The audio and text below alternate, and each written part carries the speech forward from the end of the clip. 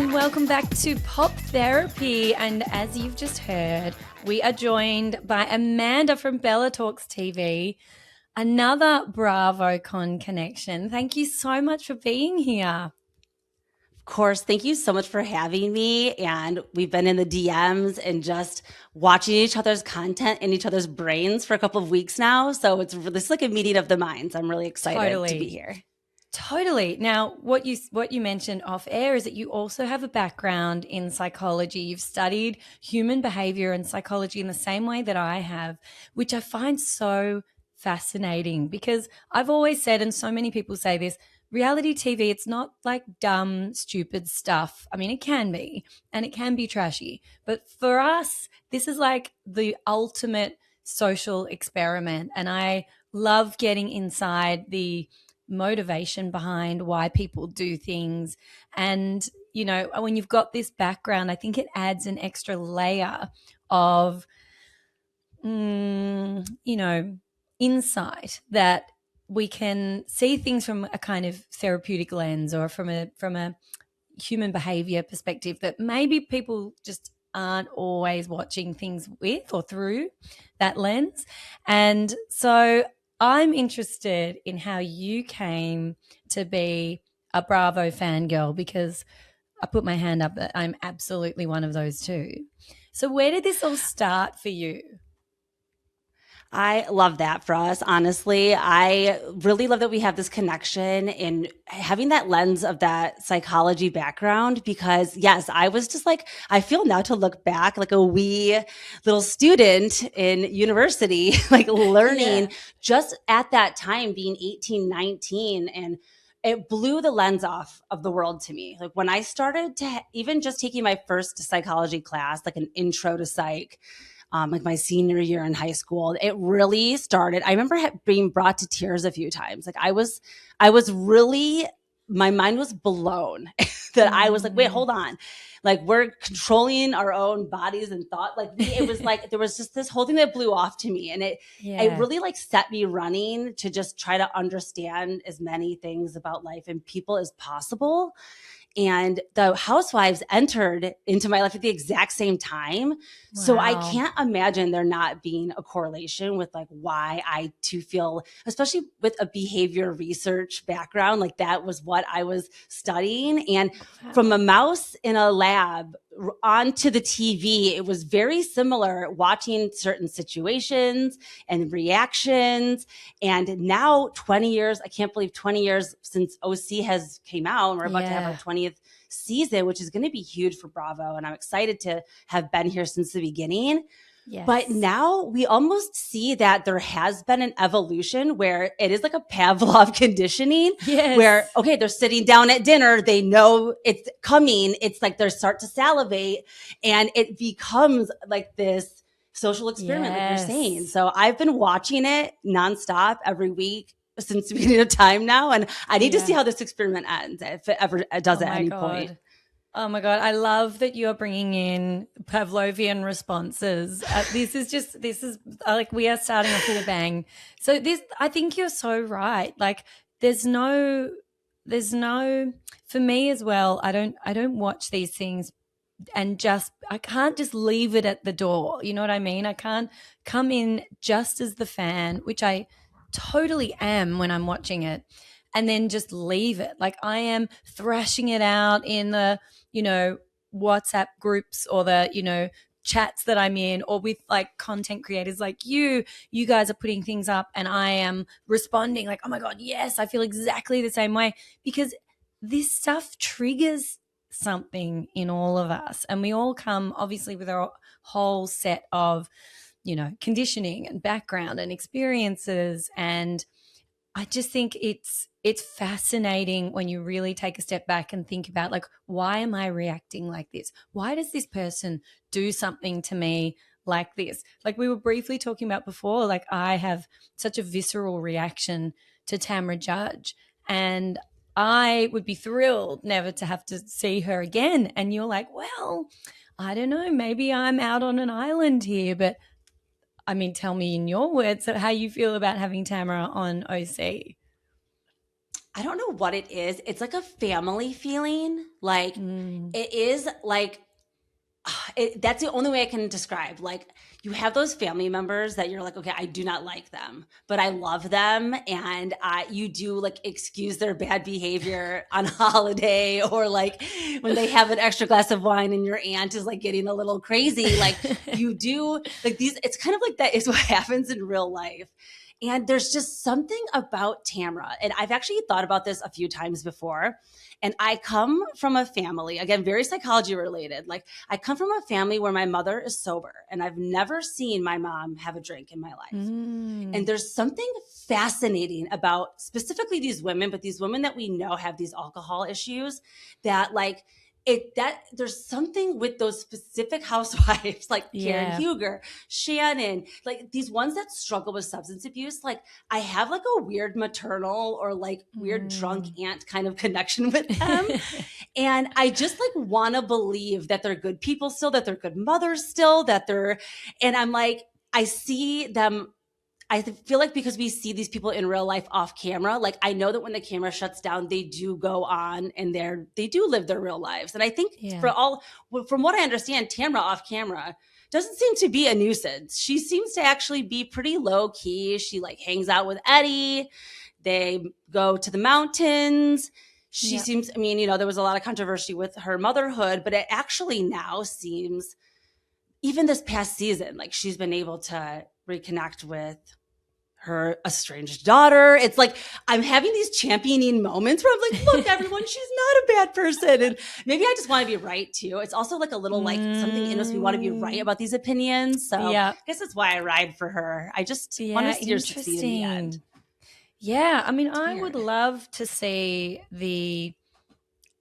excuse me, my dog is just chewing something. One moment. I love going to grab this out of his mouth. Yes. Oh my goodness. Some kind of packet of words from, I don't even know what, my child's school bag probably. I mean, I would love. The dog ate the homework. Literally, on the dog camera. eats. He literally eats the homework all the time. We have the no receipts. Joke. She brings it like to the reunion, like to the PTA conference. Receipts. She's like, I have the receipts. Timelines. Literally. If I do end up being a mother, that's the exact type of mother I would be too. Like instilling these lessons into my child. And there's a lesson from every franchise and every episode we could bring something out. But, I would love to be wrong about Tamra. And I would love you to be right. And, from what I hear as well from other podcasters, who've had her on the show or who've met her in person, she is completely different. But then I find that in itself really difficult to swallow too, because I know they're making a show, and I know for someone like Tamara, she'd been making a show for a long time, but I don't want to see this raging abuse that seems to come from her. And then I find the same feeling with someone like a Lala Kent, who they show us something on camera. We see it all, we watch it all, we comment on it all, and then they do an interview or they come back on the next season and they try to sell it to us like it never happened or they never behaved like that. And it's like, dude, like we literally watched you. This is not an edit situation. These words came out of your mouth. The behavior happened at your own volition, but you can't pretend it didn't happen. So like, I find that stuff really difficult, and I don't know what that is. Have I got something in me that, really struggles with hypocrisy? Is that what it is? I don't know, but like be authentic and be genuine. You don't need to manufacture the drama. You don't need to, put on this quote unquote conflict personality, like the housewives are often talking now about the housewives are all about conflict and resolution. Well, that's not actually what the premise of this show was. That is not, as you know, what OC started out as. It's not what it's built on the back of conflict. The resolution didn't come till 10 years into Housewives. Yes. Yeah. And it was it was much deeper in terms of how much we saw of their family lives and their lives as a whole. And it just feels like in a lot of these, and I find OC to be maybe the biggest culprit of this. It's literally just them going to a dinner or going to a restaurant, and it's like sit down, cue fighting, leave. Then it's the next thing, sit down, cue fighting, leave. And I Yeah. just, I'm finding it really hard to have any energy for OC at the moment. I totally feel you. I really do. Like I get that. I don't know. I think I make a lot of excuses too, or maybe I want to like find like I think too like we both have that a thing about I think that like, that drive inside of us that's like why am I feeling like this and like okay I Mm, think my why on this is is again like you were saying they're making a show. So I think I have a hard time being mad at them when they are like producing because I get so triggered in the opposite when they're pretending like they're not shooting a show and nobody's doing anything. So I'm like, I think I'm just happy someone's showing up to work and to mm, keep it going because I'm actually shocked it's made it this far. And I yeah. think it was really close to getting canceled and completely rebooted a la Roni, a la with Ron J, with Jersey being put on pause. Like I feel like the fear was in Tamra's eyes and the other women's, and they just were like, we have to just keep fighting, keep doing something Mm, where we are at least making some kind of a conversation. Otherwise, we're next. yeah. And I think that they actually did, not to be like, oh, Tamra saved it. I don't think Tamra did save that at all, but they did try it without her. They did bring it back. And I think she took that very seriously. Like, I can't just sit on my ass now. Like, I'm back and I have to take this seriously. And I just think it's a chemistry problem with the cast. Like, Mm, I think as soon as the Trace Amigas descent, like they, yeah. and now we're getting back to basics a little bit. And I do have hope actually that the three of them will really make season 20. Like I can see the three of them. I don't think Shannon's going to be able to handle Vicky and Tamara, but like she's not that strong. And maybe No. she will, and she'll have like the best season ever. But I foresee her just kind of be going along to get along and making it a great season where it's not toxic and it's Yeah. not that same feeling all the fans had. So I'm really interested to still see what Yeah. 20 brings. Well, I think they absolutely have done the right thing. And I've been championing Vicky to return, you know, for as long as she's been off. I think that was a bad Same. move taking her off. And I think that's kind of where OC started to lose its way.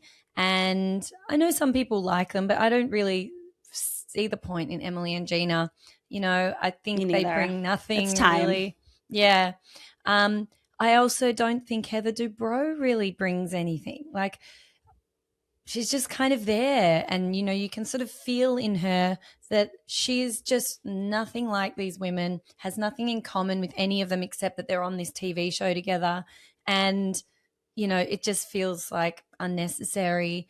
But I think if you go back to what the recipe was in the beginning, what made it so good is you had like your Laurie Peterson, who, I'm not saying everyone needs to be rich and doing well. Like Laurie Peterson had a tragic story, and she had, you know, this new relationship, and kind of like the fairy tale situation. We know that then there's been tragedy in her family with her son dying, but she was the struggling one. And we had like Tammy Knickerbocker, who, was separated from this extraordinarily wealthy guy who ended up dying, I think, at the end of the first season.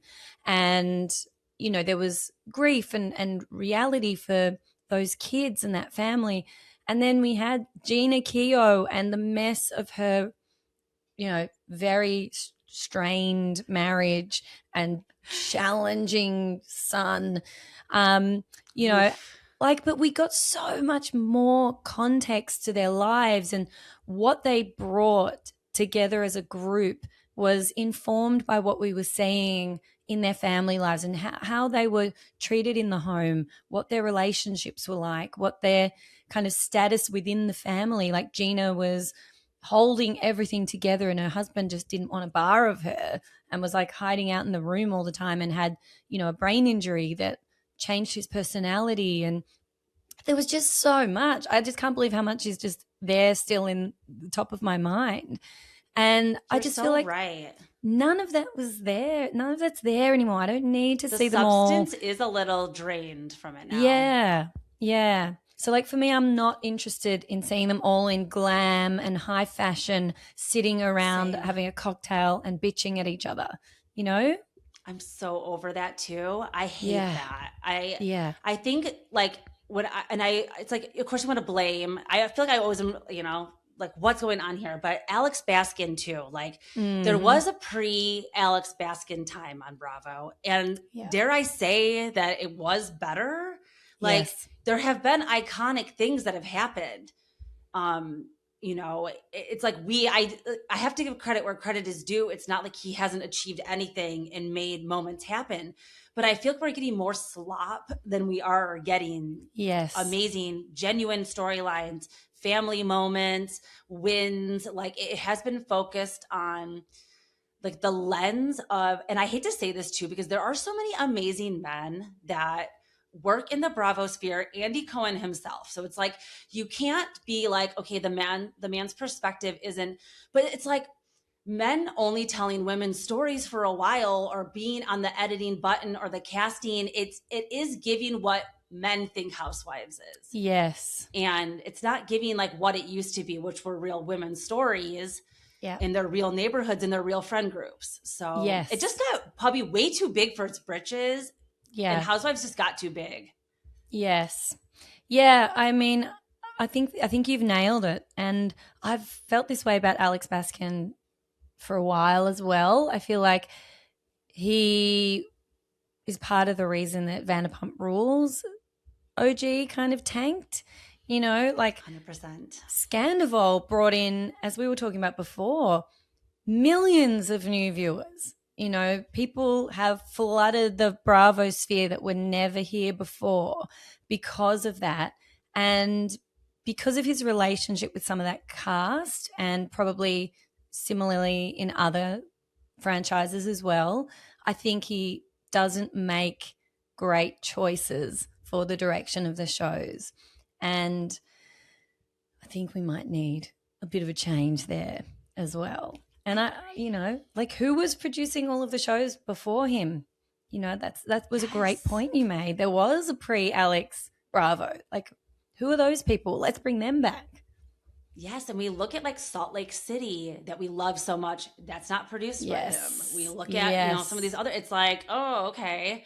I mean, it's hard. Like I said, I don't want to completely drag him, but I would like to just see less of the formula and more authenticity when these cameras are rolling. Like if they need to have less call times and spend more time filming, I think of like Secret Lives of Mormon Wives and how that is so, it has just blown. It's such to be a non-Bravo program and be so big and kind of have this different, it doesn't have a Housewives formula at all. Like I don't think cameras ever go down, and they even at events where there are no cameras end up getting footage and things. So it's showing like a more genuine side. Sometimes they're not even mic'd. It's like we need a little bit more of that. We don't need to be breaking the fourth wall like all the time, but just show us a little bit more behind the curtain again, like we used to see. Yeah, doesn't need to be as polished. And I think the proof will be in the pudding with the Valley because, Yes. he jumped on board and he's brought back Lala. And, I think if there's part of me that thinks that cast is strong enough to withstand the Baskin effect. But I don't know. I just feel like it was I don't know either.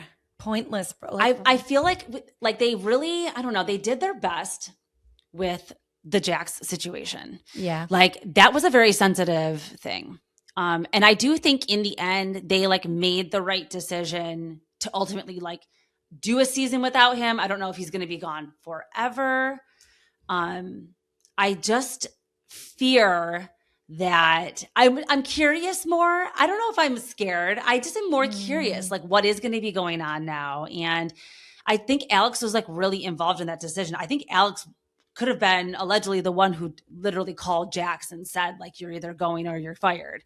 So it was like he got that personally involved to be like, I'm actually making the call not to even come film you anymore unless you go into a rehab, or at least pretend to go, which we think that there were a lot of, I mean, you know, I think that he did go to a facility. I don't think he fully was just in a hallway closet like some people were like saying, like he was just hiding in his house, like filming. I think he did go, but I do believe, there was a lot of like leniency and special privileges and stuff going on, and it wasn't serious. So I don't really know what to think of that, but I am very curious. Like, I love Vanderpump Rules. I love the Valley. I love these characters down bad. Like, I don't know what it is. Like OC, Beverly Hills, even though it is very much like OC, where it's like, okay, ladies, we've been hearing these stories. It's getting a little stale, but like, I can't quit them. Yeah. And same with the VPR crew. Even with Lala, I have a very same feeling when you were talking about comparing Tamra to her. I totally agree. That feeling you get when you see Tamra, I get also with Lala. So I know we are aligned on that. But I'm hoping that she's learned something. But then the part of me also I feel like that would be fake. So it's like I almost want her to come back and still be terrible so we can all be like, look. Yeah, you would see. This is exactly what we've always said about you. But, you know, the fact that she started a podcast with Randall's ex-wife where she's calling herself the mistress, and we had to watch so many seasons of her fighting against that word, saying she was never the mistress. It's that type of constant hypocrisy that I find really annoying. Just really annoying. And like, I don't want them to be perfect. I don't expect, and we can all make mistakes. And she was really young, and you know, I am unbelievably stubborn as well. And I can imagine, you know, maybe if you're just kind of like willing something into reality, like, I'm not a mistress, I'm not a mistress. There was no crossover. I didn't know he was married. Like, okay, sure. But, you know, we all knew. Yeah. We all knew. Everyone knew. Katie called it at the time. It's not even like it's something that came out later. Like, Katie knew about it while it was happening, while she was not sharing him on screen. So, like, yeah, there's so many things like that I just find so frustrating. And I just don't feel like I have any interest in what's left to tell of her story. I don't really care. And I don't really want her bringing the fake drama when I feel like so many of those people are so strong on their own. And as a group, I feel like the dynamic just really works. There's enough tension and friction and big personalities that we don't need someone like coming in and going toes, as, you know, she would like to say. Oh, that just triggered me a little bit. Sorry. No, it is like, she's so cringe. And like I was saying before too, like, I have millennial cringe too. I catch myself being like, you know, I have my moments too, but like, so maybe that's why she triggers me, is because I'm like, oh my God, like, I also have a little bit in me too. Oh my gosh. It's just cringy. And I do, like, it is giving producer pet. It is giving like, okay, I don't know. If I could be a fly on the wall and just hear these conversations with Alex Baskin and Lala, I would imagine there's something along the lines of like, you'll have a job if you come on and do these X, Y, and Z. And I think that Alex had the same conversation with Sheena, and allegedly Sheena actually said no and denied his offer. Yeah. So to me, it's giving like he was throwing a net out there. Who's going to come in and we need somebody who's going to bring this up. Are you willing to bring this up? Are you willing to bring this up? Yeah. And I do think Sheena probably got so much backlash. And I mean, I doubt she's also evolved much since her off-screen times, from what we can understand. I don't know if she's like, you know, had some huge change being off screen, but I would like to think that some of them do at the end of the day see also, like, I think that they realize we as fans have also become a lot smarter. Yeah. And they know that 50% of the fandom is going to believe whatever is served to them. Because when I realize that there are fans who don't even have an Instagram and don't go on Twitter and look at they watch the show. What? I'm like, what do you mean? It's a foreign concept to me. So they don't have all of these other layers of DMing with their friends, talking crap. My God. Like, getting online to see what the public opinion is. They just watch the show, and if you just do that, you will have a totally different opinion about everybody on these shows, because sometimes in the scenes they're doing a great job, but you don't realize the layers of all of the other stuff that's going on online or what has been said in their personal interviews or on podcasts they go on, the podcasting ring of being the bloggers and all of us. Seriously. It's really broken through. It's like we're all cast members. Yeah. Yeah. Well, some of us actually are, like Kiki Monique. Wow. That was she flew a little too close to the sun for my liking. Yeah. But I understand she like works in, she really rubs elbows and like sees these people at events and goes to lunches and stuff. So it did make sense for her. But I like, even at BravoCon, I'm here for a hello, a picture, and to tell you I love you. But like, to carry on a conversation for more than 30 seconds with a Bravo celebrity, like I want to keep them in my cage in my mind that I have them in. That's so funny. Oh my God. It's like never meet your heroes, Exactly. Just meet them in passing. Yep. Just meet them at BravoCon, because there at least you're going to probably have a good experience. But especially in New York City, like I go to all of these events and I do get to meet a lot of these people. And it is a bummer when you walk away and you're like, shoot, they were my favorite. Like, and they were, wow. Some of the Summer House girlies, as we know, some of the Real Houses of New York that I met. Like, some of these people are just not here for it. And they're not understanding, like, that's why I guess some of these other people that you hear are awful, but like are good to the fans. I'm like, okay, at least they're still like a notch up to me. Well, this is the thing. And I know ever since BravoCon, I have been on the Craig Conover train. Like literally every episode I am sticking up for this man. And I know, of course, he's not perfect by any means, and his behavior is not perfect. And that's kind of like, he's a totally fallible human being, and he's working on a lot of things. So that said, watching the way he interacted with fans and the time that he gave to everybody blew my mind. Like the difference between him and Captain Sandy, for example, who marched through the bazaar, refusing to even like just kind of like waving at people, and did not want to interact with anybody. That's insane behavior. Insane. Like, did you see her doing that at any point? Like, no, but I totally believe it. Yeah. And I've actually heard that like a lot of like the below deck captains, I mean, Captain Jason, I think has been, obviously he's like treated like a god. So he's not going to have any bad.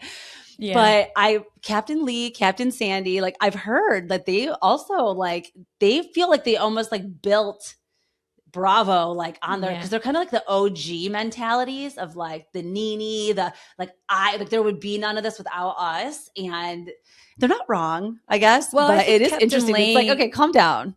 Captain Lee could definitely take that mantle, but Sandy came on with Med. It was a whole new thing, and it's not. Yeah. It doesn't have the same. It's like a spin-off. And so I'm not really sure. I mean, and look, maybe it was an incredibly overwhelming, overstimulating situation. I know that they were scheduled within an inch of their lives, all of them. I get that. And so maybe it was just like too overwhelming. But like all you have to do is just give people a second of your time, slow down, let people take selfies near you as you're walking through. And that would go such a long way for people. Whereas Craig was actually like saying to his people, like, wait, all these people have lined up. I don't want to leave until they get a picture. They're like, no, you have to go. We've got to go to the next thing. He's like, wait. What time am I coming back to his people? What time am I back here? Is it like, can you tell them what time so that I can, like, they can at least be first in line for the next thing? Like really cared about. That's amazing. Yeah.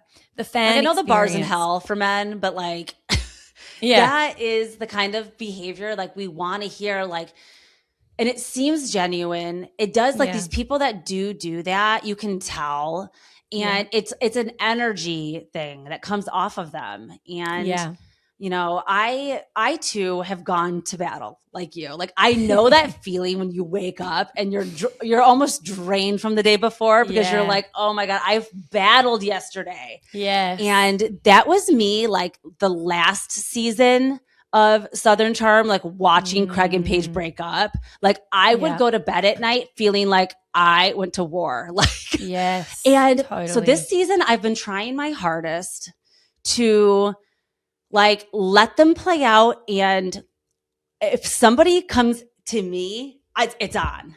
Yeah. But I'm not trying to, because I did get lost in the sauce last season.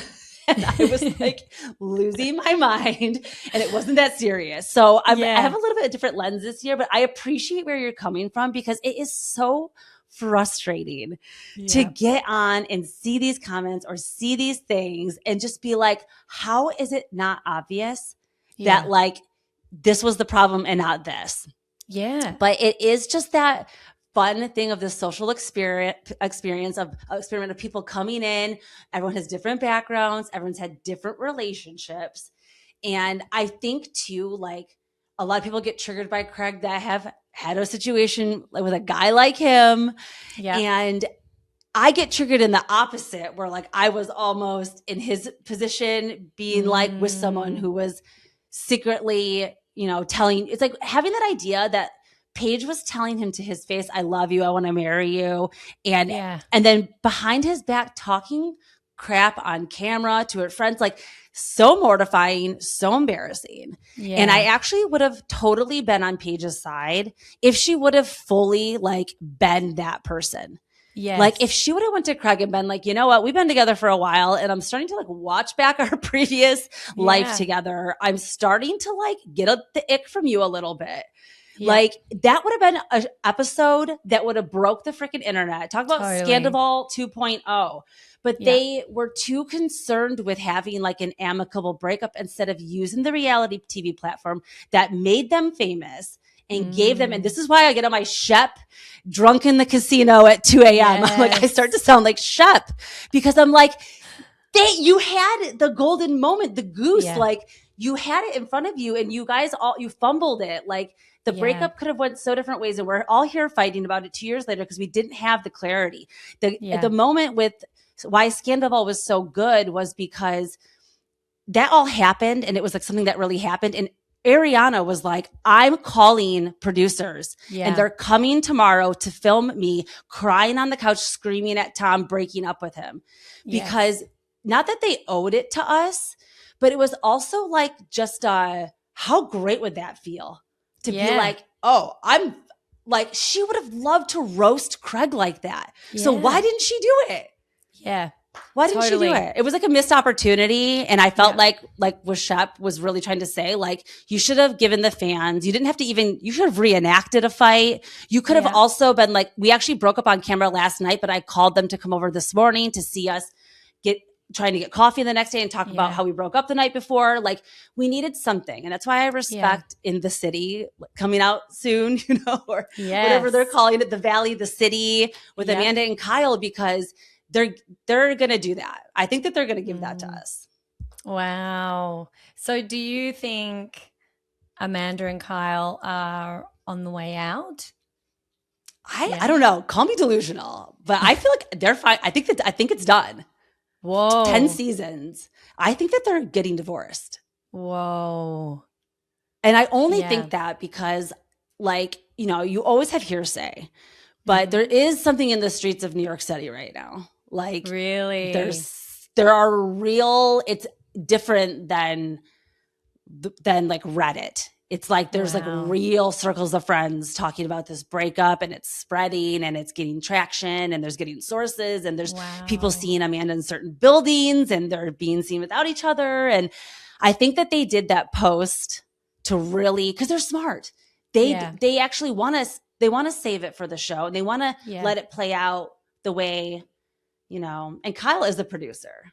So we know that nothing's going on. People have not realized that Kyle's been like a legitimately he is one of the. Well, like I don't know if he's getting credit. Oh, okay, gotcha. I guess I shouldn't say he's getting the same credit as Whitney from Southern Charm. Yeah, but it's like a similar situation where he literally casted it, got it shot, got it Yes. filmed, got it like, and he's had that sense of like ownership over it since the beginning.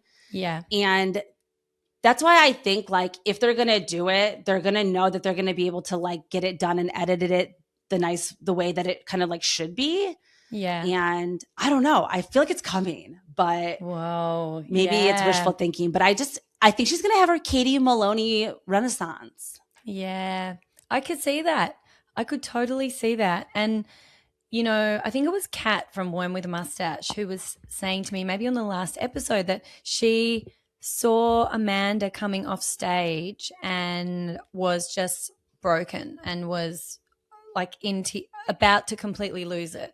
And she didn't want to approach her. She's like, whoa, she's actually having a moment. And so she thinks that, yeah, something maybe was coming to light about the relationship. But then I look at little things that are happening on Instagram because, of course, we are in the comments and we are, very much online here. Same. But, there was something like he posted this ad for a couch and she wrote in the comments, directed by me, creative direction by me, but music wasn't my choice. It was way funnier with different music, something like that. But as, to your point, maybe that is all part of crafting the narrative that will keep us thinking, will they, won't they, and keep us watching. If it goes on to a season 11 of will they, won't they? Oh. I don't know. I sit here now saying I won't handle, but I'll be there.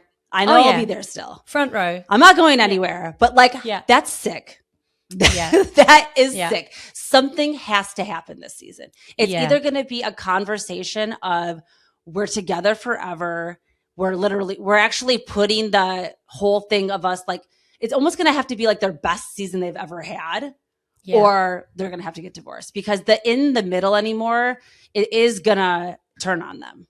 It's going to turn on them. I see it with Amanda already, unfortunately. I already see the empathy draining. I see the people being like, yawn again. Like, okay, Amanda, like we can only feel bad for you for so long. And I actually don't think that's true. I am going to feel bad for her in 10 years, even if she's still going through this. Like, it's not like I'm going to eventually just be like, okay, I don't care about her anymore as a person. Yeah. Like, we do have these relationships with these people where it's like, I don't want to see any of them actually go through the worst time in their lives, go through a painful divorce.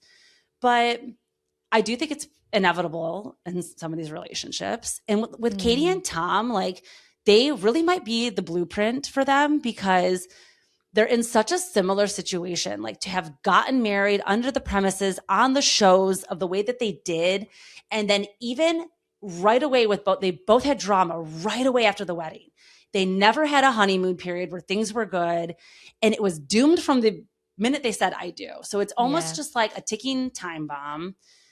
And if it doesn't go off this season, I imagine it would go off eventually one of these seasons, but I just want to see, and I just want to see her happy. And I think that that's what we're all wanting to see is to like skip and fast forward to that stage that we see of Katie now. Like, and Katie's going to be in Stassi's new show. So I feel like we're going to be able to like catch up with her more. And there could be a future for Amanda for that too. Like, if she were to get out of this relationship, like I'm sure she could still film on some shows if she wanted to still be a reality TV star. She doesn't have to be with Kyle and be married to Kyle to be on TV. Her and Sierra can go join some baddie's house or something. Like, well, you know what? That. Maybe In the City becomes Amanda's thing and Kyle becomes the Shep on Summer House, who's just like 20 years older than everybody and the drunk kind of embarrassing guy in the corner that just can't grow up. And, I think that would make him incredibly happy because the timeline of their relationship, if you think about it, like you were talking about in terms of not having the honeymoon period anywhere, Amanda, we have only known Amanda as crying and distressed and frustrated and let down by this man from the very beginning when she was the booty call or whatever we were kind of being sold that she was in season 1, all the way through to before the engagement. He was embroiled in this entire cheating story. And then went on to propose to her anyway, even with the parents' involvement and everybody talking about how this just didn't feel right, and he proposed to her anyway. So there's been no segment of time where we've just seen them so happy and so in love and gotten it, where we're like, oh, this makes so much sense. I'm so happy for them. This is amazing. It's like they're going through the motions of, well, being together for this long, and now we move in together, and now we're doing a business together, and now we have to be engaged, and now we're going to have the big wedding. And at every single juncture in their relationship, it's been trauma. There's been no rapturous joy. So, like, when I think about Amanda, like, I feel the heaviness and the sadness and the disappointment. And even if you take all of the behavior from Kyle out of it, just on simply on a personality level, they are completely different people who want different things. I think Amanda's probably an introvert. He is an extrovert. He loves to go out. He wants to be out. He wants to be around people. He wants to be the life of the party. The fact that he started a DJing career in his 40s when she's been begging him to spend more time at home. I mean, that says it all. Imagine saying to your partner, I need more time with you. I need you not to be out till 4 o'clock in the morning. I need you to, I need us to do things together. And he's like, okay, well, I'm going to go and be a DJ now. Like, what relationship would actually withstand that in any world? No, it really has been doomed from the beginning. And it's like we want to see that evolution of the character. We want to see her grow and like not take, like, even Brittany. I never thought we would see the day without Brittany. I think at one time bet my life on it. I was like that hard in the comments because I used to like really lose it over Brittany because I had that same feeling where it was like, okay, I actually did lose. I'm like, before when I was saying with Amanda, I must have just a little bit more empathy for Amanda because with Brittany, I did run out of patience. Yeah. Because Jax showed her exactly who he was before they even met. And I understand, like, there's so many conspiracy theories about whether or not Brittany knew who Jax was. I 100% do believe. I think Zachary Reality actually was the one that like blew the lid. Like he had like an interview or something one time with Brittany where Brittany like admitted it, like that she used to watch with her mom, and then she went to Vegas and saw him and met him there. It's fine. Like same with Janet, like just be like, yeah, I hacked the system and I totally somehow got my way onto my favorite TV show. I don't know how I did it, but I did it. Yeah, exactly. So just, it would be better to pretend like you didn't know who these people were is crazy. Yeah. But it's a staple of Bravo. But with Amanda, how many new housewives come on and say they never watched the show? Like, we know you did, but anyway. No, it's so crazy. I could see, in the first 5 years it was out, but it's been, Bravo's been around for a long time now. You've at least heard of these shows. And it was that same thing with Amanda and Kyle. It was like you kind of saw, he showed you who he was. Mm-hmm. And then now we can't really feel bad because he's been actually being his authentic self this entire time. Yeah. And you've been choosing to be accepting of it. Some maybe even enabling it at some times. So where is like her own personal line where she is going to be like, okay, I this is the camel that like, or the straw that broke the camel's back. Like, I don't know. It is such a cliffhanger, like the way I sit and I wonder. But I just want to see something, happen this season. Yeah, I know. We want to see her. Like, I liked that we saw her talking about, being on medication and feeling so much better and happier and stronger within herself, but still, like, that was the beginning. I feel like that was the foundation that she needs to start looking at the landscape of her life and thinking about, like, what next? Where do I want to go next? What is in store for me? And maybe Paige breaking up with Craig and this being a very public, much shorter relationship in comparison, but a big, the world knows about it and is watching. Maybe that would give her some confidence as well to take her own next steps and know that, like, I can do this. Lindsay and Carl probably also had a bit of an impact because, again, way shorter again, but really intense and really public, and we were all watching every moment of that. And they did film the morning after and all of those things like we were talking about before. And so maybe that was so controversial at the moment. Yes. Like people were so mad at Carl for calling the cameras. And I'm like, I would have been so mad if he didn't. So that was a perfect moment where I'm like, I have the opposite opinion. How can I be so far off the bases? But I was lost in the Carl sauce. Like I could not see any side of Lindsay's perspective. And now that some time has gone by, I've been able to like settle with both of them. And I've come full circle with Lindsay. It took me like 2 years to get back to liking her after that Carl breakup. Oh, interesting. But it's like it just shows like I feel like Kyle and Amanda could have a relationship post divorce like Tom and Katie, and even like Carl and Lindsay, like they were only engaged, they never got married, but they obviously had like such an intense feud and breakup, and even they're squashing the beef now and filming and doing things together. So it's like I would like to see that for them. I would like to see them divorced but still stay friends and amicable and part of the Bravosphere. Yeah. I don't think either of them is going anywhere. I think they're both beloved by the fans and probably by the network, and it'll just be a matter of how they unpack this and where they go. I mean, I could see a future where they're on the show and Kyle is out and he's bringing back girls, and Amanda's in bed with whoever's left on the show. One of the girls, I mean. I could see it too. Also, like one thing that I've thought about with them is like they are a lot of almost like they are a business partnership, like they got married and created Loverboy together. I'm sure separating assets, separating things from the show, like how would it go on with just one of them? Who would get to keep the paycheck and stay on the show? I bet you like those conversations would be such a good show to watch. Totally. I would love, that's probably like a little too private, but I would love to hear how they fight over stuff like that, because Amanda probably, she quit her entire career to be with Loverboy and do the show and stuff. So she doesn't have her own stream of income. If she does get divorced from Kyle and she's off the show and she doesn't get anything like in a divorce, like who knows if they signed up any type of prenup, or if the company's protected because Kyle has partners, like maybe she's really just going to be screwed. So that could also make her want to stay with him longer and stay and try to work on things. So I don't know. I just could talk about that forever. Think Sorry. about that. I'm so fascinated with that. No, I'm really just taking all of that in. I hadn't thought about that in terms of the business. That could be incredibly complicated, and what does happen with that.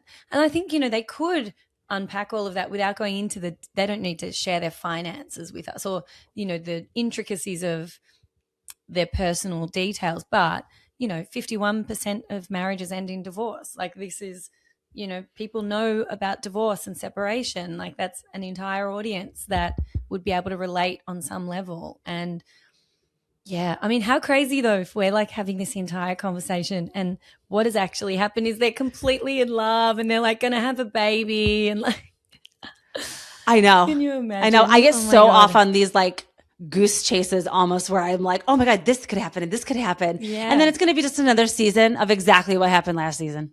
Yeah. I'm like, but there's so many amazing storylines that could happen to share with us. But I think once they get used to showing up, and even with Paige, like she became able to control her narrative. Mm-hmm. And when you get to that level where like the show is doing you a favor by having, it's like, okay, they're not in control anymore. And so Paige getting to show up and be in bed every weekend and that be allowed and not having to participate and also just being able to like generally just talk crap about the entire premise of the show and everybody else that's involved. It was just such a buzzkill and like not what Summer was supposed to be about and what the show was built on. And that's why I got so deep, in that with her. But I don't know. It is curious. Like, how are we going to keep the show going? I don't know. I have to see how this new season is going to be. I mean, the trailer blew everybody's mind. It was like the number one most talked about. It broke the internet. So it's going to be a good season no matter what. I know. I think it's going to be, having as well a few fresh new faces. I really like Ben, who's an Australian Yes. guy who's been on. He was one of the bachelors when we had the Bachelor with 3 bachelors. I don't know if you guys have done that on the American Bachelor, but No, it I'm was not surprised though for yeah, some reason. Like I totally could see that happening, but I would love that. I'm ready for them to bring yeah. that to the US. I'm a It Bachelor was Nation day one girly too. oh, So, okay, amazing. I see. oh, I thought it was deep. something that they brought from the US, but maybe not. I thought it was quite good. It tanked and nobody watched it, and the show got cancelled. Like The Bachelor in Australia has been cancelled. But Shoot. I find him good TV, and he was on a show about making it in New York years ago. And he's been living kind of in New York and in Australia, for a decade or more. But it was like kind of like the vibe of it was sort of like the city with the Hills spin-off, the city. Yes, yes. It Okay, was yeah, that like sort young of vibe. professionals trying to make it a little Yeah, and more. like Okay, young yeah. models trying to like be in New York. I can't remember what it was called, but Ooh, I know. I I I wonder if I loved ever it. saw it. Yeah. Yeah. So I've sort of like loosely been following him since those days. So I think he'll be interesting as an addition. He's got a very kind of chill energy. Yeah, it looks And like then Amanda is feeling something there. So we'll yeah. see. I mean, he's a good looking guy. Nice for her to get some Yeah, attention, other than Jesse definitely. Solomon. Ugh, Um, trash. yeah. Yeah. Yeah. We could do it. I Someone mean, who's not nice to fans, oh, unfortunately. really? Is he not? I've heard that from like multiple people too. And then when I met him, it wasn't like he was rude to me, but he certainly wasn't happy to be there. It kind of felt Wow. like rushing people through the line type of a thing. So yeah, which Wow. sucked because I actually feel like I was a big fan of both him and West their first season. So Mm. I was bummed to see that happen. Yeah, he's sort of done a number on himself. He was beloved in that first season. We all kind of thought he was like this like fun, dopey sort of guy, but he had this like terrible kind of recent experience with cancer, and that's so scary, and he was sharing that vulnerably, and it was really good. And what would Jesse Solomon do was like, Yes. hilariously cute, and we loved it. And then it just kind of got weird, and I found he icked me out last season big time. The whole Sierra thing was so gross and wrong. The way he treated that girl, who now I've gone completely blank on what her name was. What was her Oh name? yeah. I was gonna say Lizzie, but it's not. No. Oh my It's God. I oh can my god, see her it's so face. funny. That's Again, another person I crazy. rode so hard for. Yes. Wood, Lexi Wood. Lexi, that's it. Yeah, I thought she was completely Little mistreated Lexi. by him and the cast and the fans. I did not get Absolutely. that at all. You know? So Yeah, yeah, and I he love new turned me off. people. I love like Yeah. I'm not one of those people that's like, oh, I don't want newbies. Like I open arms, all new newbies. I love it. Come in, just like come in and do it. Like that's all Yeah. you want from a newbie is just even if you're crazy, like be crazy. Don't try to tone yourself down. Don't try to fit in. Don't try to like become a character. Like the Yeah. point of reality TV is to really like capture these essences of these characters that live in these real neighborhoods and Yeah. party and come to these areas. And I mean, the Hamptons is such an insane place. It's filled with wackadoos. Like we got to have wackadoos on that show. Like we cannot have a bunch of boring Sallys laying in bed. We need Yeah. like the Hamptons is filled with kooks. So Yeah. I hope that they figure out the casting this season. Yeah. Well, it looks like they've added, 10 people. Did you see the cast photo? It's Yes, like I did. 150 people on the cover. Like, okay. But yeah, I feel Trying like a bunch we of needed, stuff. yeah, we needed to like throw the spaghetti at the wall and just kind of see what sticks, I think. But Yeah. speaking of new people, Beverly Hills, I actually think this new girl, is it Amanda? I've just now. Yes. Yeah, Amanda. To me, like she's bringing like Dana Wilkie sort of energy, and I just think, Totally. I'm excited to watch her scenes because she is a wackadoo. She is a bit kooky. She is a little bit, Yeah. seems to be unaware of maybe how she's coming across. I'm not sure. That first season kind of joy that we get when someone is not famous yet. Well, not in the Bravo world, you know. I But what can't wait to do you see. think? I kind of hate her already, which is great. Yeah. And it's like I like a strong emotion and I Yes. want to feel something. Yeah. So I'm glad that there's something about her. And I think it is too, like coming from a psychology world. And I also teach yoga. So like I'm in the woo woo world. Like Yeah. I hear these things all the time, but Yeah. I do know that not everybody is familiar with this type of terminology, this type of Yeah. way of thinking. And Yeah. Bose's reaction and just seeing how some of these other girls are going to react, like Sutton, Erica, Bose, Kyle, like they are a little bit more like traditional thinking women, more probably just conservative, even if not Yeah. politically, just in their, you know. And so it is interesting to see them reacting to her because she's like so just millennial coded. Like I Yeah. feel like we all speak in this ways. I talk about manifesting every day. Yeah. Like Yeah. I'm like, oh, I manifested. Like I Totally. just think it's part of like our vocabulary. So I don't Yeah. take it like that seriously where I'm like, oh, she's trying to like gaslight me and make me. I'm Yes. just like, okay, she's speaking in millennial woo woo terms. Like we were all online in 2020 taking courses to better ourselves. Like everyone took at least one course. Yeah. And she just happened to strike big. Now she's totally giving me like crazy fraud too. So I'm like, okay, Totally. Yeah. what's going on here? Like you have like a kind of personality that's a little abrasive and you also have like a sketchy job. So two great Mm. makings of a housewife. Yeah. 100%.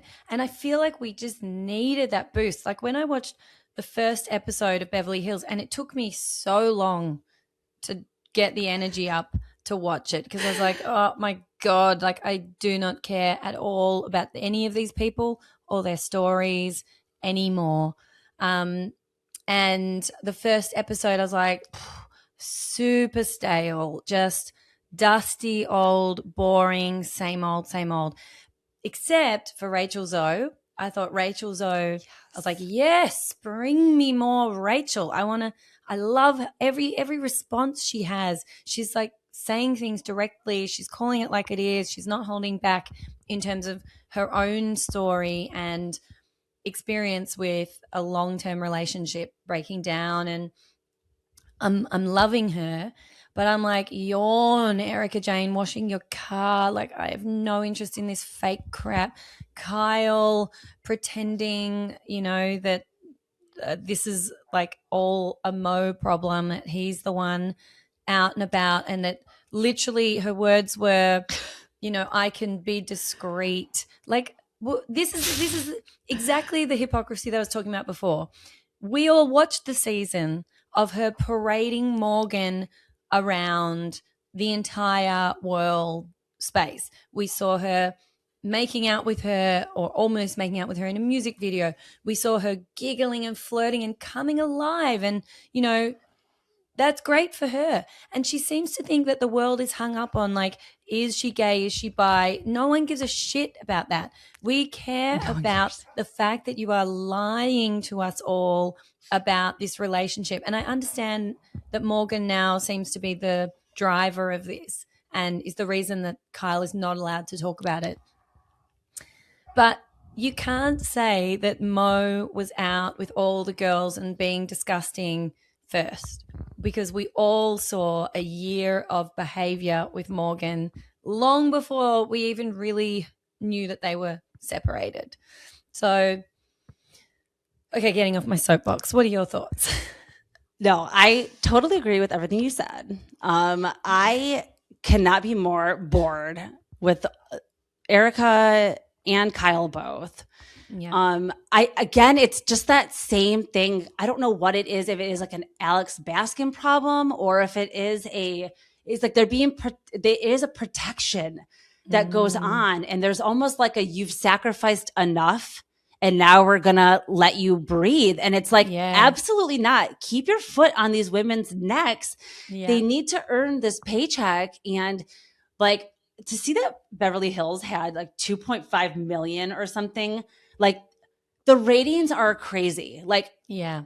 I don't understand. Obviously, when you Alex is producing a show that is a very high, somebody out there is loving it. And again, I think it's the women, the demographic that are like not online, that are just watching it and have been watching Beverly Hills and like just they probably are like, oh, look at Erica getting her life together. They're, they're not, oh, look at Kyle. Like, she was never gay. I knew it. Or like, just who knows? Like, they're not like getting it. They're not getting like the layers of them serving us something that they think that we're not smart enough to like sift through. Yeah. And they're just getting like, I would love to see a version of that show where they're actually talking about these things.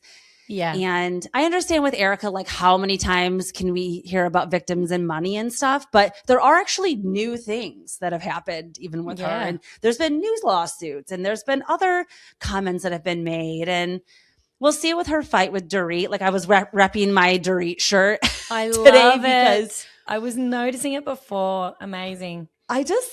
She is a perfect example to me of somebody who was like, okay, like she understood the assignment. And it's all you can really ask for from these people. Like acknowledge that you're going through something crazy in your real life. Yeah. And acknowledge that you get paid to be on a show to talk about the crazy things that go in your life. Yeah. And like, look how easy it is when you use a platform that's already there, that you've been built to express. Not only like she's actually doing the smart thing by like, we're really just getting her side of it.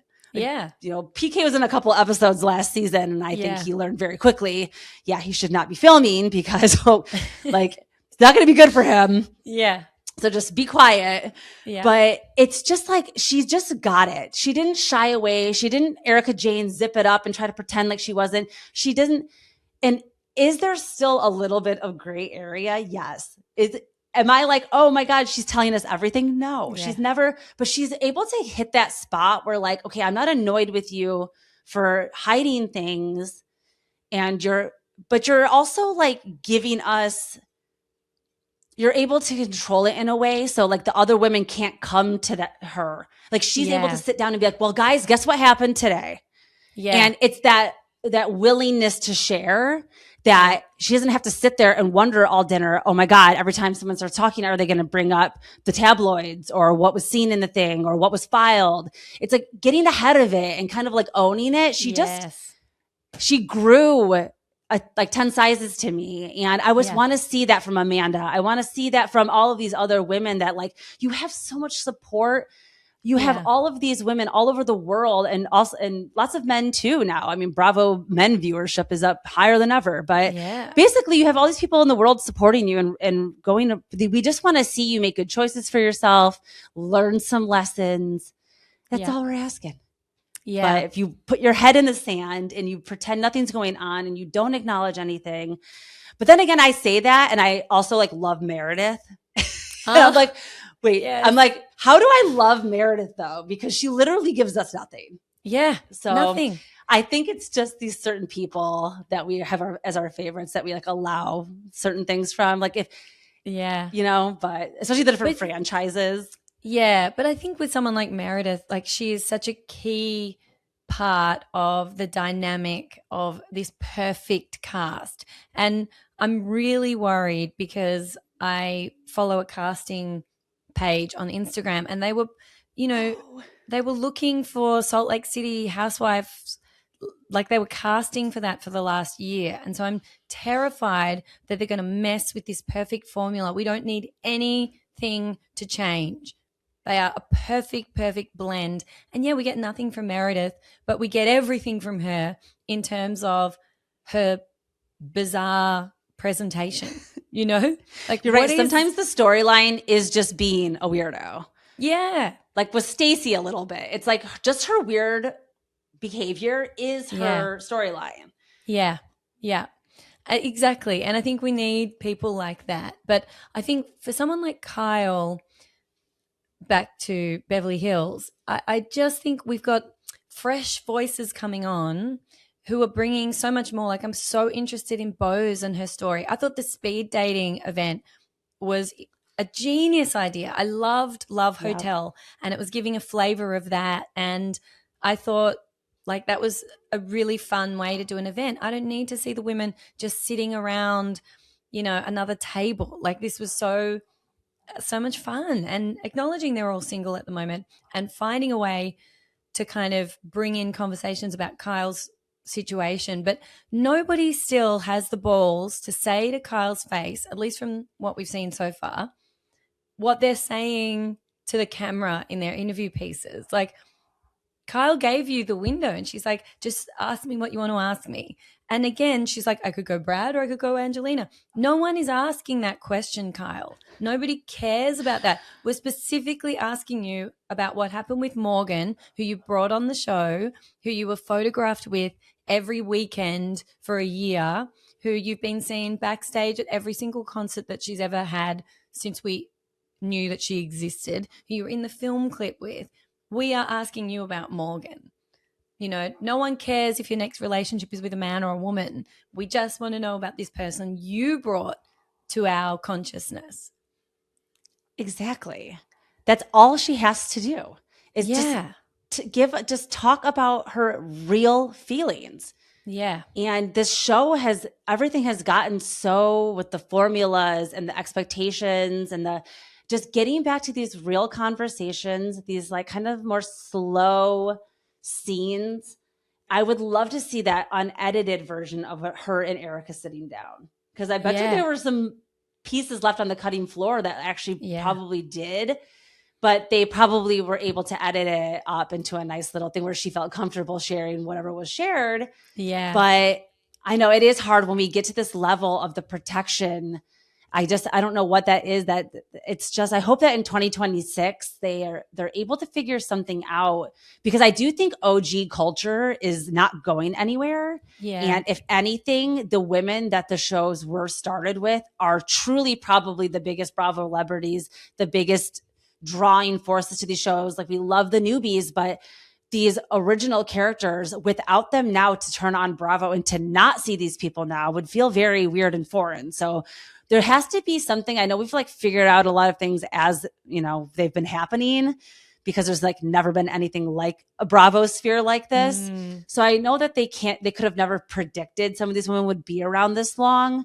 And like, what do we do when they've been on 15 seasons and they're the longest running housewife? And it's not that their stories have all been told, but it's just like a regular job. There is a seniority that comes. The managers do get to have more perks, and they have put the work in and they get paid more. And so I'm not sure how to fix that in the hierarchy of the housewives, except for just keeping the casting, like even with these original friend groups I'm really glad with Dorit and Kyle and Erica, like it looks like they are going to fight this season, like finally, because the Fox Force 5, this alliance that's been going on since LVP was basically on the show. And it's just been crazy to see. Like, we know that is what goes on. Like, even with Salt Lake City, it's very clear that Lisa and Meredith are, no matter what, they have an alliance. It's like just like watching Survivor.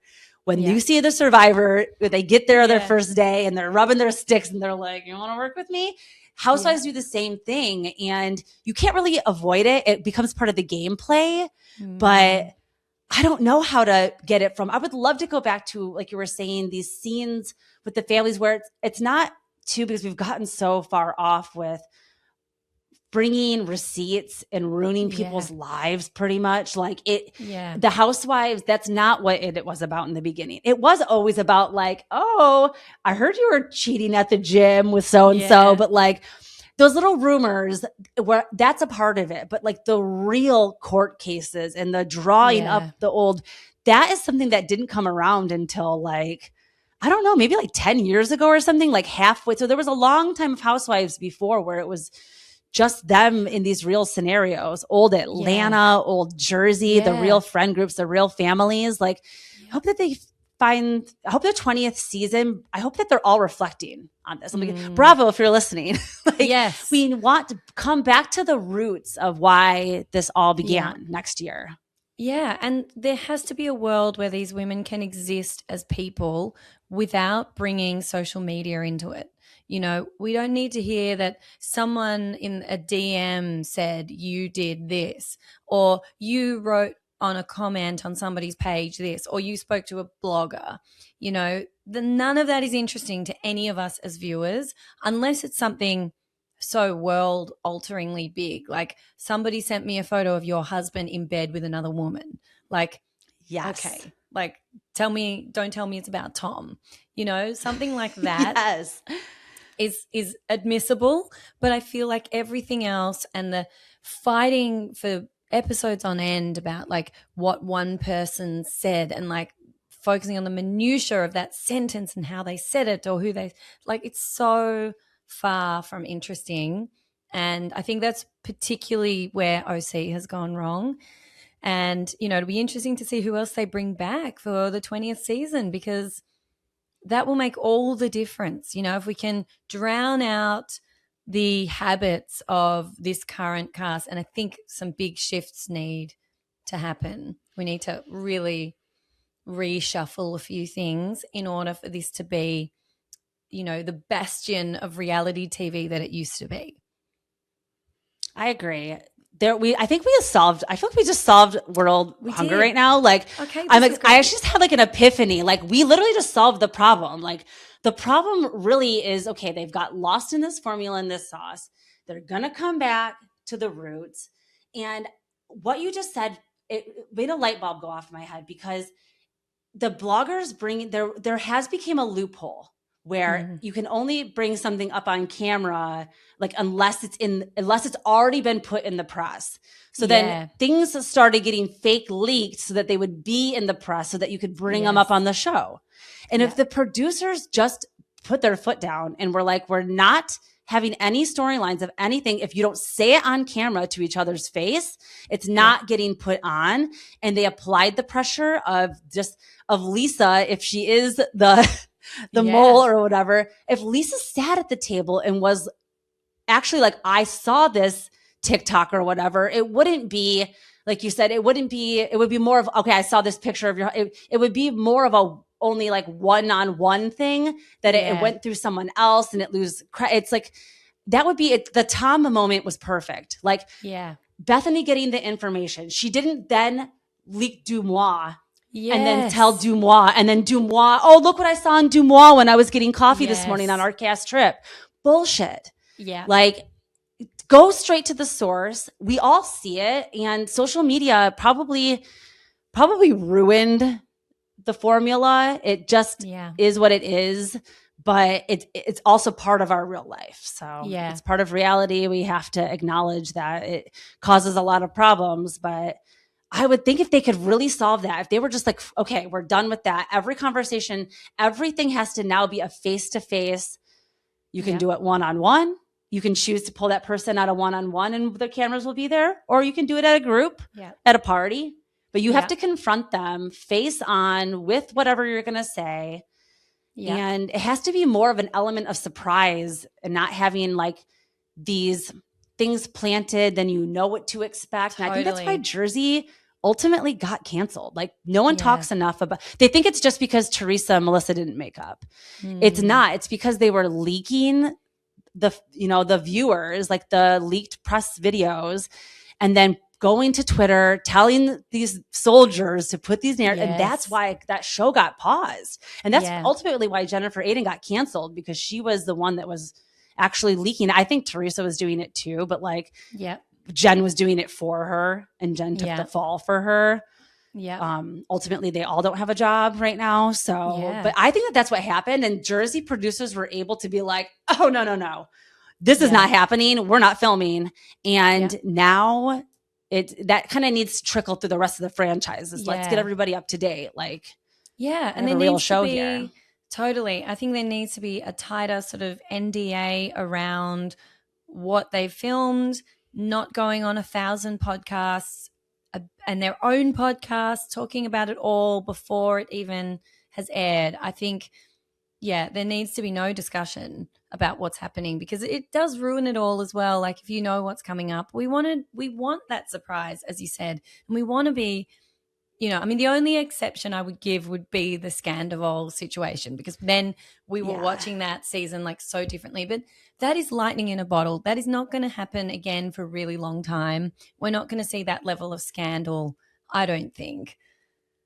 I don't think so, because Ariana is a very, like, everyone has to have that like feeling. That was a guttural feeling she had Yeah. to fuck over Tom. Yeah. Like it Totally. came from it wasn't even about the show. It was like, I'm going to show the entire world.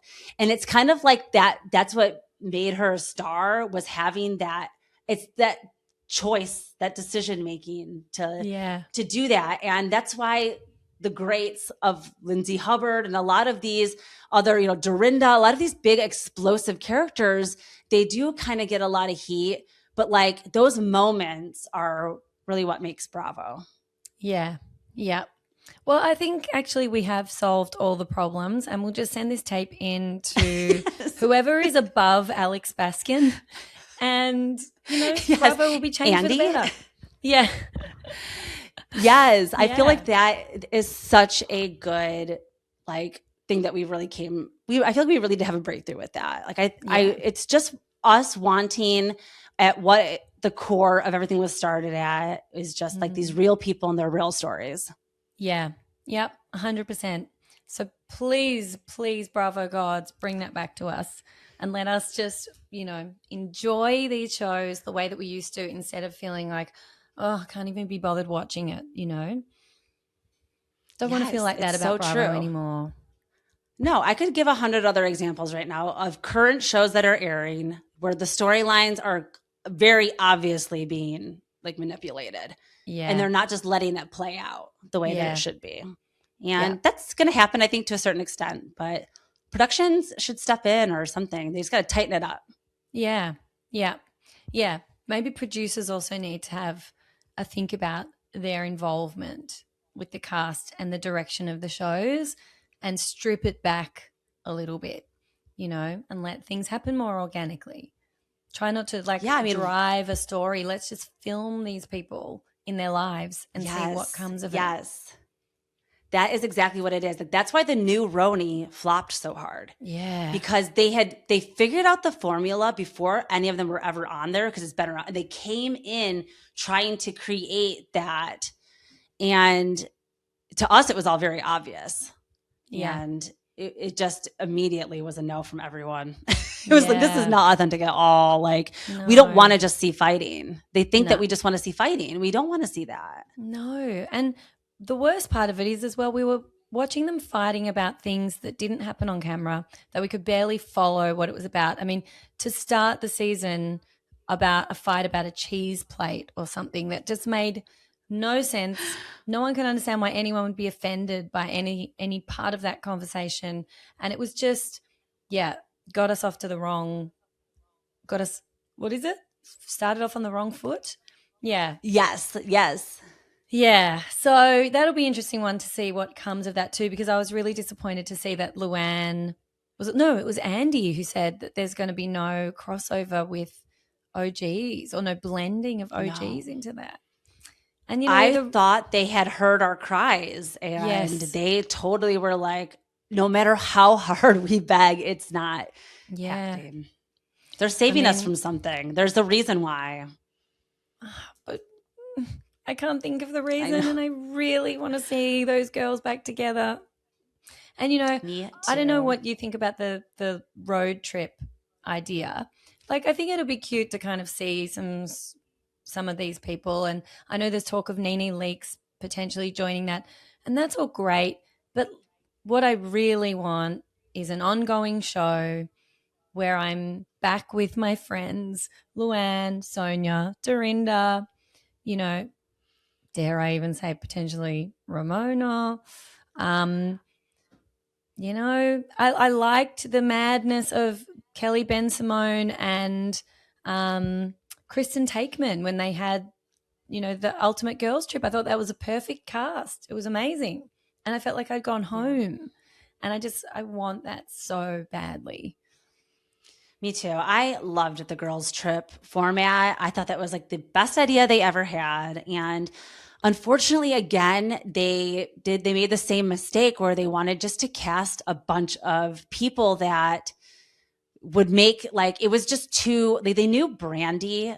My whole thing was like with the girls' trips too, like you should not be repeating the wives. I know that there's only so many wives maybe that were like willing to do this, but like to be using a wife on multiple, it's clear that you're just bringing in like a chaos agent. Yeah. And you know they're going to deliver like it's like that wasn't giving of I want to just the season 1 was so good. Like to see Melissa Gorga Yeah. or like it's like it was just more of those boring they had like conversation with like Cynthia, like they're seeing these little of them getting to know each other. That was what made it interesting, not fighting. We didn't need to see crazy fighting and like sorry, I said I was talking in my hands. I lost my mic. I think I got a little crazy there because it just frustrates me. It's like we had such a good thing and we lost it. So we'll see how the road trip goes. Yeah, I know. I don't feel like, oh, how exciting about it, And I was really hoping at BravoCon we would get some sort of announcement that was like, yes, this is what we've been waiting for. But we didn't get one. No, we really didn't. We didn't get any New York answers, any New Jersey answers. Like it was shocking. Yeah. Although I'm quite relieved we didn't get a Jersey announcement because I'm not ready for that at all. I don't think I am either. I kind of like them getting punished a little bit. Same. It's felt a little bit vindicating. It's like, yes, okay. Like I think that's why I want all these other slaps on the wrist to go out so we can get everybody back in order. Yeah, completely agree.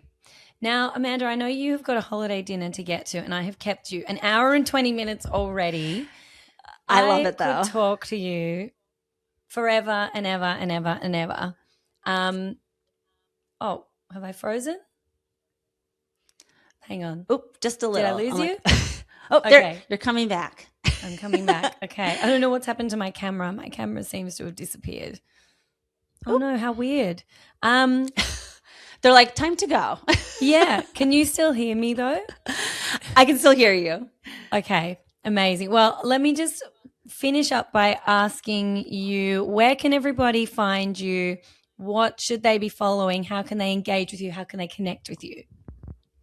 Yes. Thank you so much again for having me. I truly love podcasting so much. And I feel like it's my favorite medium, even though I love to make memes and I love to post clips and get in the comments, and the social media of it all is such a fun part of this. But please follow my podcast, Bella Talks TV. It is available wherever you listen to podcasts. And I also do try to post a YouTube video version every week. And in the future, 2026, I have a lot of plans for amping up the media and inserting some fun clips and stuff. So the show will be evolving in 2026. So find me on YouTube or wherever you listen to your podcast. And also just on social media, everything is at Bella Talks TV.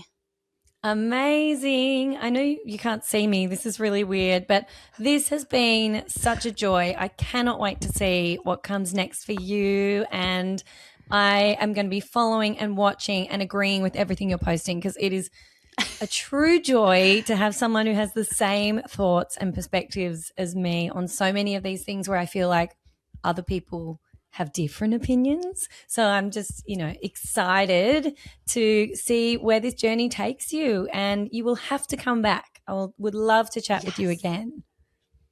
Absolutely. And I'll have you on mine too. And we'll definitely through 2026 we got to keep our foot, like I said, we got to keep our foot on these guys' necks. So we have to check in again and see in a month or so how things are rolling out in 2026. So I'll be in touch for sure. Thank you so much for having me. Absolutely. Thank you so much again, Amanda. Everyone go and follow everything that Amanda's doing. And I will speak with you soon.